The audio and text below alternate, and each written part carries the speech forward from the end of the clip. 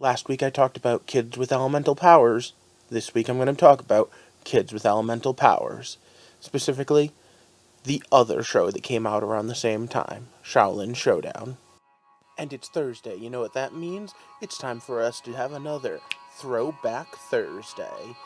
And we're going to go back in time. Throw up that celebration because Heart of the Stories we tell, and me, Rob the host, is going to take us back to a quick nostalgic look and see how a story was that might be a little bit on the older side. So celebrate your week almost being over as we look at Xiu Lin Showdown was the other show that was based around martial arts and manipulating elements.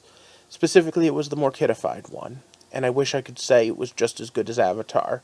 It was a fun story and had some good points to it, but it was much more kiddified. Like Avatar, it got a renewal season after the show got canceled, and like Avatar, it has a lot of really great moments in it. In fact, having gone back and rewatched season 1, there were quite a few times where I sat there and said, this is better than I thought it would be.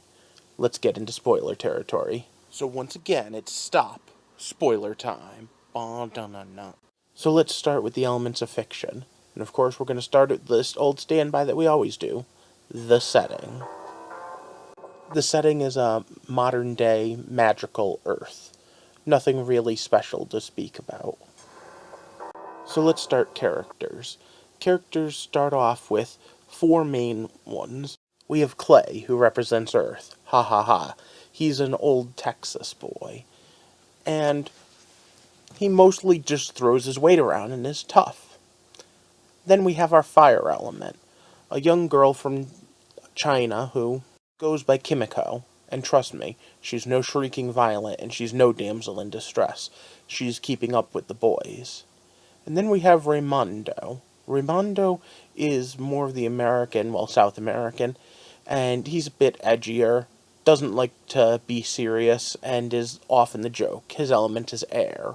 However, the most experienced of the 4 Xiu Lin is Umi.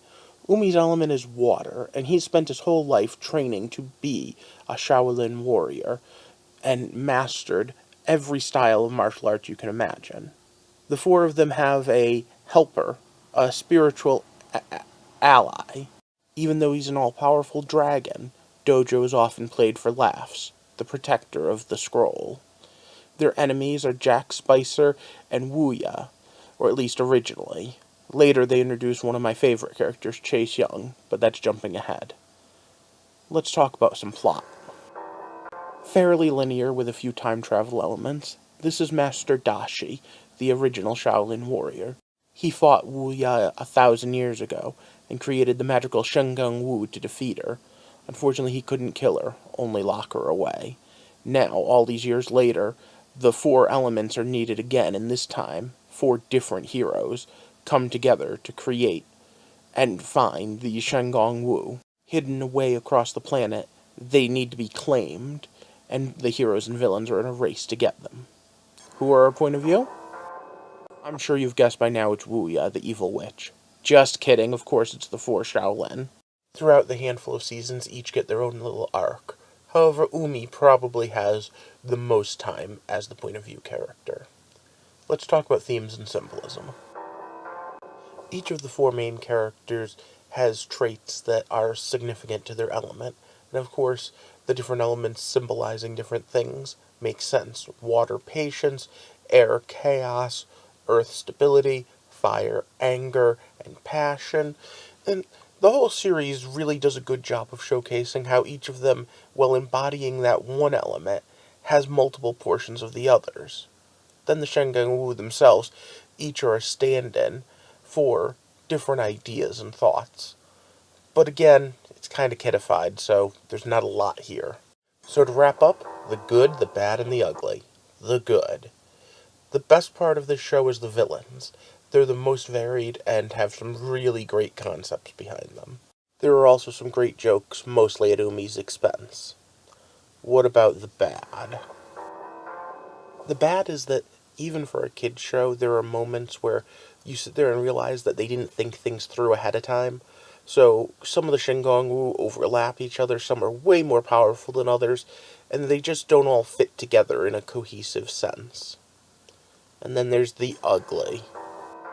And for that we need to talk about my favorite character, Chase Young, and the missed opportunity he represents.